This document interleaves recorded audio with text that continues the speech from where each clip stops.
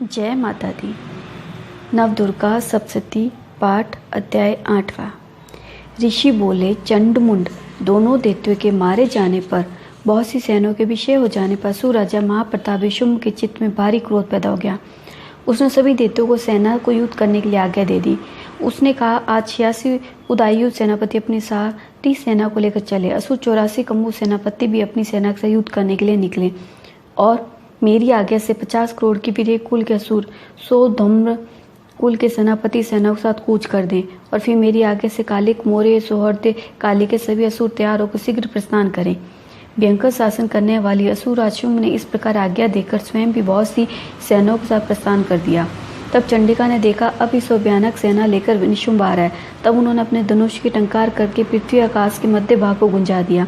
हे राजन, उस समय सिंह ने बड़ी भारी गर्जना की। फिर अम्बा जी ने घंटा बजाकर उस गर्जना को और बढ़ा दिया। उस शब्द को सुनकर दैत्य सेनाओं ने आकर चारों ओर से देवी सिंह काली को क्रोध के साथ घेर लिया। उसी अवसर के मध्य में हे राजन, दैत्यों के नाश के लिए तथा देवताओं की वृद्धि के लिए अत्यंत ही बल और पराक्रम से संपन्न होकर ब्रह्मा विष्णु शिव कार्तिक स्वामी इंद्र आदि देवों की शक्तियां उन्हीं के शरीर से निकलकर उन्हीं रूपों में चंडिका के पास आ गई।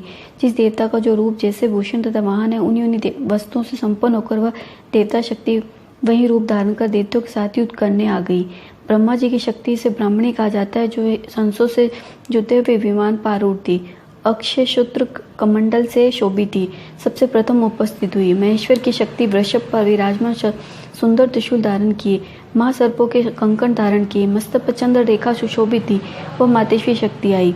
कार्तिक स्वामी की शक्ति, हाथ में शक्ति लिए मोर पारूढ़ गुहारणी रूपनी कुमारी अंबिका शक्ति दैत्यों से युद्ध करने आई। वैसे ही विष्णु की शक्ति गुरु पर सवार होकर संग चक्र गदा सारंग खंग आदि हाथ में लिए वहां वैष्णवी शक्ति आ गई। यज्ञ वारा का विचित्र रूप धारण करने वाले विष्णु की वारा शक्ति वैसा ही शरीर धारण करके वहां आ गई। नृसिंह जी के समान शरीर को धारण किए हुए गर्दन के बालों के फटकारने से आकाश के तारों को बिखेरती हुई नारसिंह की शक्ति वहां पहुंची। इंद्र की शक्ति इंद्र के समान रूप वाली 1000 नेत्र धारण किए व्रज हाथों में लेकर ऐरावत गजराज पारूढ़ होकर वहां गई। तब उन शक्तियों से घिरे हुए शंकर जी ने चंडिका से कहा, मेरी प्रसन्नता के लिए शीघ्र से शीघ्र इन असुरों का संहार करो।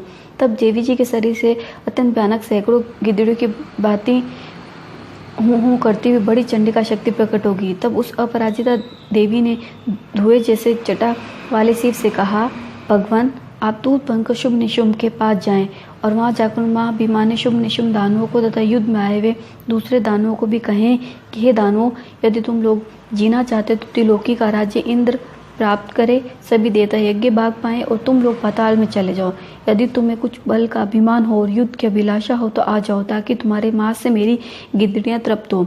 इस दूत रूप में स्वयं शिव को ही देवी ने नियुक्त किया। वह शिव शक्ति संसार में शिवदूती इस नाम से विख्यात हुई।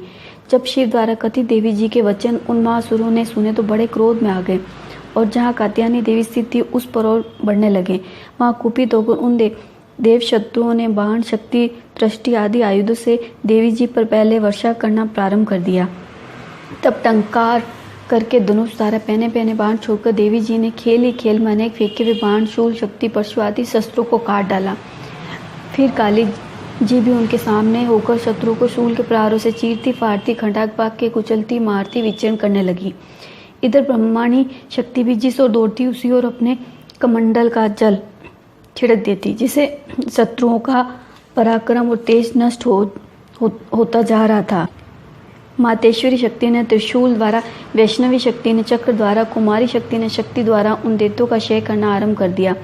ऐन्द्री शक्ति के व्रज गिराने से सैकड़ों दैत्य दाना विदर्ण होकर रुधिर के पतल नाले बहाते हुए पृथ्वी पर गिरने लगे। वाराही शक्ति ने तो कुछ एक को तो तुंड प्रहार से मार गिराया, कितने दैत्यों की छातियां अपनी दाढ़ों के अग्रभाग से चीर डाली।